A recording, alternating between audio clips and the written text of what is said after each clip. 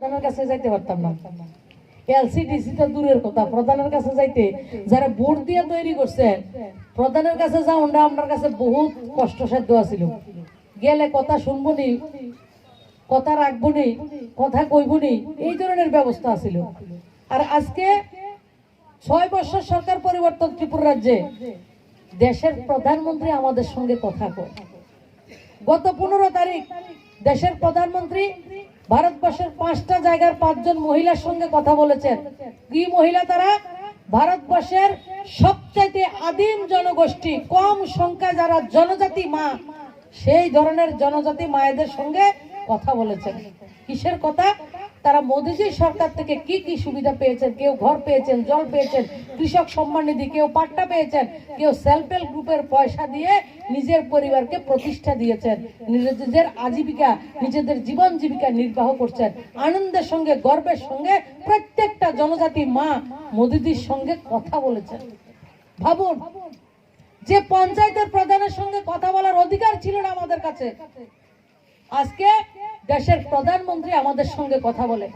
আর দেশের প্রধানমন্ত্রী আমাদের জন্য গাড়ি পাঠিয়েছেন। আমাদের পঞ্চায়েতে দিল্লি থেকে প্রধানমন্ত্রী বলছেন, আমি আর যে মান্দাই দুর্গানগর পঞ্চায়েত, সে পঞ্চায়েতের প্রত্যেকটা মানুষ আমার পরিবারের, আমি আপনার পরিবারের, আপনাদের সুখ দুঃখ দেখার জন্য আপনারা আমাকে প্রধানমন্ত্রী করেছেন, আমাকে প্রধান সেবক করেছেন। আমি আপনাদের সেবা করার জন্য কাজ করছি। সেই কাজে যদি কোনো ধরনের গ্যাপিং থাকে, ত্রুটি থাকে, সেই ত্রুটিকে শেষ করার জন্য, ফুলফিল করার জন্য বিকশিত ভারত সংকল্প যাত্রার আইসি ব্যান আপনাদের কাছে পাঠিয়েছেন। এই রাজ্যে একটা প্রচার ছিল কমিউনিস্ট পার্টির পক্ষ থেকে বা কংগ্রেসের পক্ষ থেকে। কি প্রচার ছিল? যদি বিজেপি সরকার আসে তাহলে আমরা কেউ এই রাজ্যে থাকতে পারবো না, মাহফিল করতে পারবো না, নামাজ পড়তে পারবো না, এইগুলো বলা হতো। সেইগুলো করার পরে আজকের দিন আমি বলি, যেদিন আমি জয়েন করেছি ওই দিন আমি বলেছিলাম যে তাদের জামানত জব্দ করাবো, করেছি। বলেছিলাম যে বিন্দু দেবনাথ জিতবে, 18,000 ভোটে জিতেছে। ওখানে কিন্তু সংখ্যালঘু ভোটার 13,000-এর উপরে বেশি দমপুরে, 24,000-এর ভোটের উপরে হলো বস্কনগরের কেন্দ্রে। বস্কনগর কেন্দ্রে 30,000-এর বেশি ভোট পেয়েছে প্রার্থী। তাহলে সমস্ত ভোটগুলো সেখানে সংখ্যালঘুরা ভোটটা দিয়েছে। সেই কারণে আজকের দিনে বস্কনগরে জামানত জব্দ হয়েছে। ঠিক তেমনি ভাবে এই রাজ্যে শুধু মান্দাই নয়, সারা রাজ্যে ধর্মনগর থেকে সাবরুম পর্যন্ত সমস্ত সংখ্যালঘু জনগোষ্ঠী আজকে ভারতীয় জনতা পার্টিতে যোগদান করছে। এবং আগামী 24-এর ইলেকশনে সংখ্যালঘু এরিয়ার যেসব ভোটদাতারা রয়েছে ওইসব জায়গাতে ভারতীয় জনতা পার্টি লিড করবে এবং ভালো ভোট পাবে এবং সর্বস্তরে ভোট পাবে। সেটা আমি আপনাদের কাছে গ্যারান্টি করছি। কেন পাবে, কি কারণে পাবে? সবকা সাথ সবকা বিকাশের যে কর্ণধার নরেন্দ্র ভাই মোদী, উনার নির্দেশ আছে কি আজকের দিনে, আগামী দিনের ইলেকশনে কি হবে? ভারতবর্ষের 4টা জাতি হবে। কোন জাতি? একটা যুবক, একটা মহিলা, একটা কৃষক, একটা গরিব। এই 4 জাতি নিয়ে ভারতবর্ষ চলবে।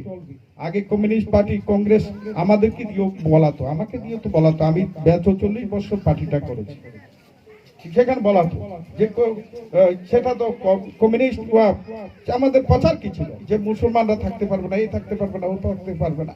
আর আজকের দিনে প্রধানমন্ত্রী বলছে জাতি হলো 4টা, একটা হলো গরিব, একটা হলো কৃষক, আর একটা হলো যুবক, আর একটা হলো মহিলা।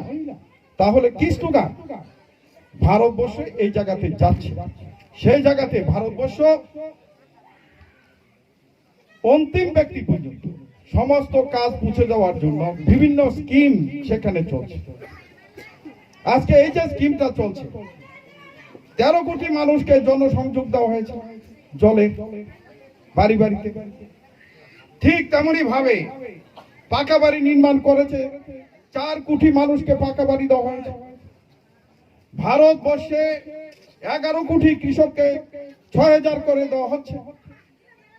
আজকে মহিলাদের ধোঁয়ামুক্ত করার জন্য 10 কোটি মহিলাকে সেখানে গ্যাস দেওয়া হচ্ছে, সিলিন্ডার দেওয়া হয়েছে।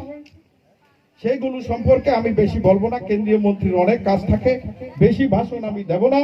তবে একটি ভাষণ আমি দিতে চাই, যে কথাটা আমি বলতে চাই, যে শুরু হয়েছে উদয়পুর দিয়ে, শেষ হবে ধর্মনগরে। যখন যাব, ধর্মনগর থেকে যখন অমরপুর হয়ে সাবরুমে যাব, সেই রেজাল্টটা আগামী 1 মাসের পরেই আপনারা দেখবেন।